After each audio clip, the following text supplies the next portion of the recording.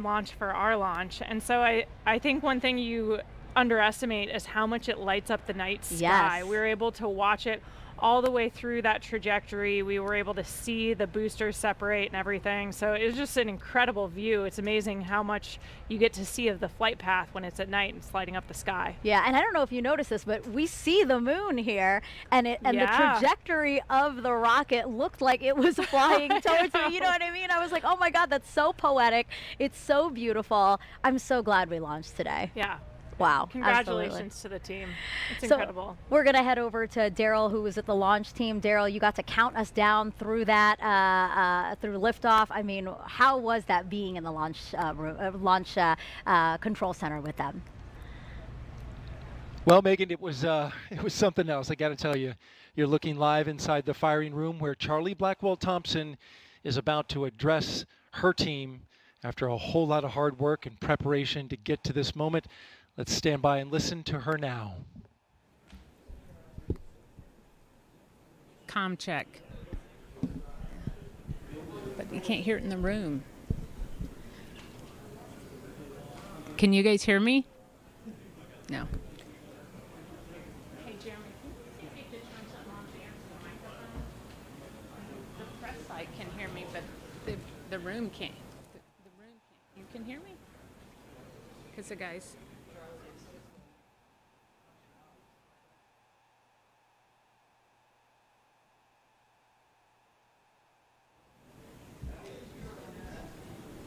I don't know what he's telling me to do.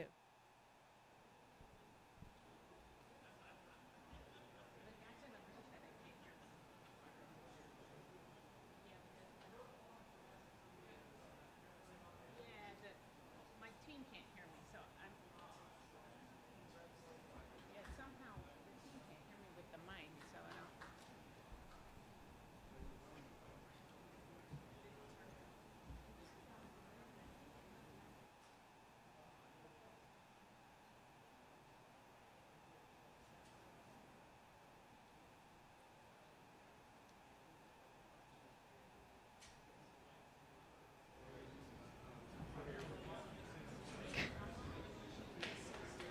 He's here.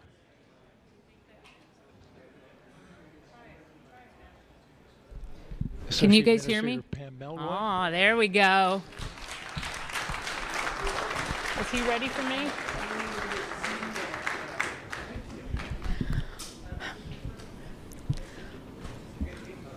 Well, for once, I might be speechless.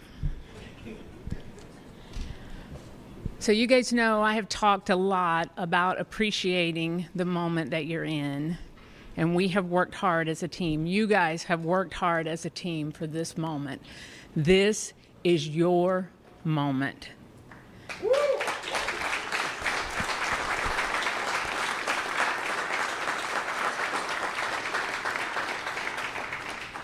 It is not by chance that you are here today.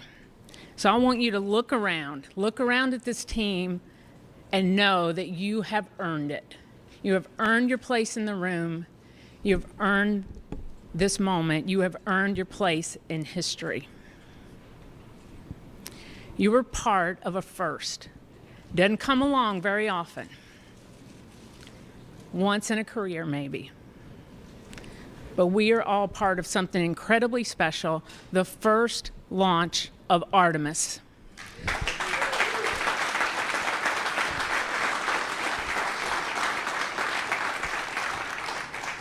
The first step in returning our country to the moon and on to Mars.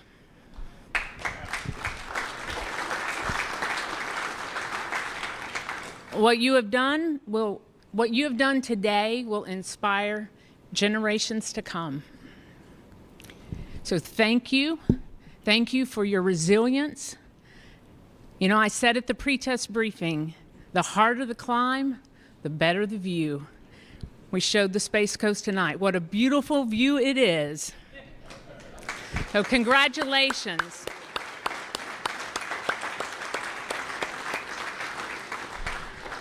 So we got a couple of traditions here in launch control.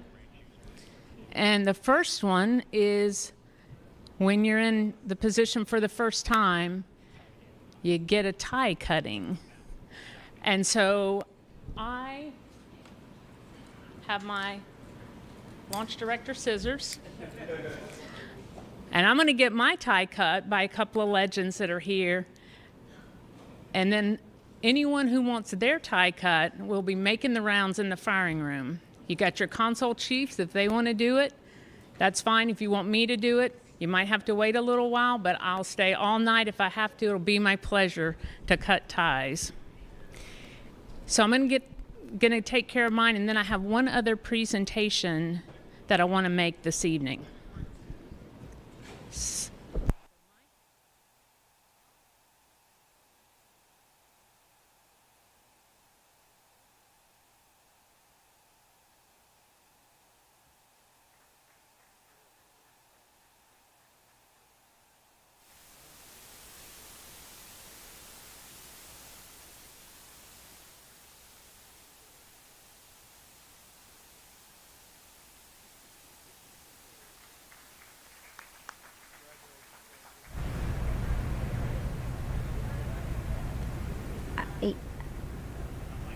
This is Charlie Blackwell-Thompson, Artemis 1 launch director. She just got her tie cut. That is a tradition here at NASA. We just got to hear her talk to the team, and one thing that really stuck out to me that she said is that they've really earned their place in history. We're coming up on solar array deploy. Let's go on to Leah. Thanks, Megan. And yes, we're here in Mission Control Houston, still monitoring the Artemis 1 mission and the first flight of Orion atop the Space Launch System. So far, we saw successful liftoff at 1:47 a.m. Eastern Time, all the way through separation from the core stage. We now have Orion and the interim cryogenic propulsion stage flying free.